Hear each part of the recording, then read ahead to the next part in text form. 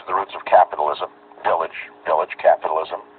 I mean, before capitalism, there were no villages. There were just tribes. Then the meatpacking district. It's clearly a homophobic slur. That has to go.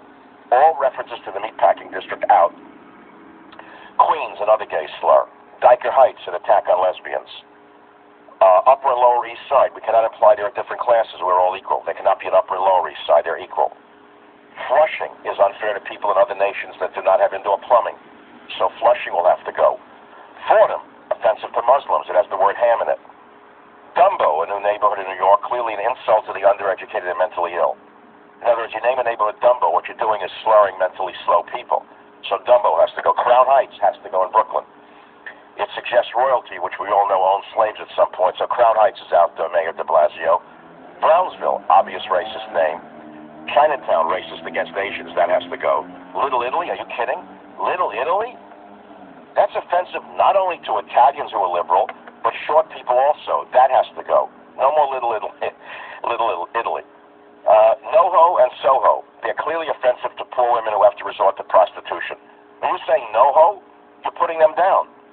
What about Stuyvesant Town in Manhattan? Has to go. Racist Peter Stuyvesant stole Manhattan from the Indians. Chelsea has to go. Chelsea neighborhood. It's an obvious reference to Chelsea Manning, the American war hero. Washington Heights, Jackson Heights, slave owners. Gone. Jamaica Heights, offensive to Caribbean Americans. Gone. Richmond Hill. Richmond was the capital of the Confederacy. Richmond Hill has to go.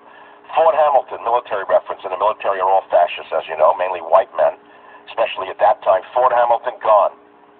Ozone Park. Now, how are you going to leave Ozone Park up as a neighborhood name in New York when it's offensive to environmentalists? Those in the green business find ozone offensive.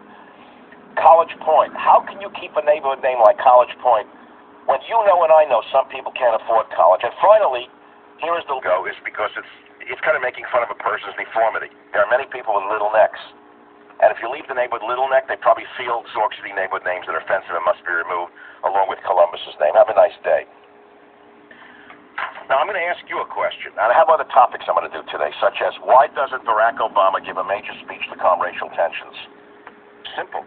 He started it. 8 years of fanning the flames of hatred. This is what Obama did for 8 straight years. He set race relations back 50 years. People were getting along until this creep came along.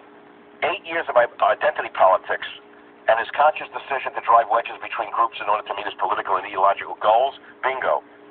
So why doesn't Obama get up and get off the yacht and give a agenda ban? They're going to base it upon whether they're ready to go into battle or not. That's clear as a bell. Clear as a bell. If you're a tranny and you can go into battle, you're in. If you're a tranny and you can't go into battle, you mean surgery and this and that, you can't go in. Period. End of story. Number 3, or number 4, or number 5. There's an article out about drug treatment being tied to drug addiction. Like I didn't know it. How many months and years have I been telling you that many of the same gangsters who were in the drug dealing business bought into drug treatment centers? Well, the proof came out today in the New York Post, where it is found in Delray Beach, Florida, and that's the only one that we know of right now. I'm sure they're not alone. That instead of kicking heroin, the owner was more interested in defrauding insurance companies by keeping addicts hooked. Mother said prescription meds when she left, forcing her to use illegal drugs to avoid acute withdrawal symptoms.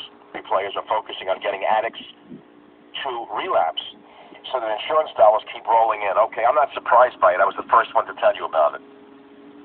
That's topic number 15.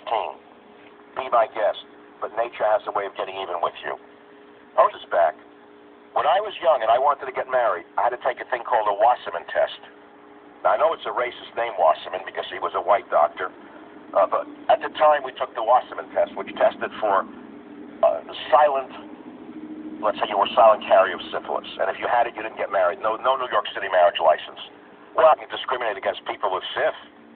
Well, now it's raging like crazy because you can't trick nature. Those are some of the topics. There's another one. Wait, there's more. I'm in the mood to tell you a lot of stuff today on the Savage Nation. I read that Trump is appointing Lou Ferragamo in charge of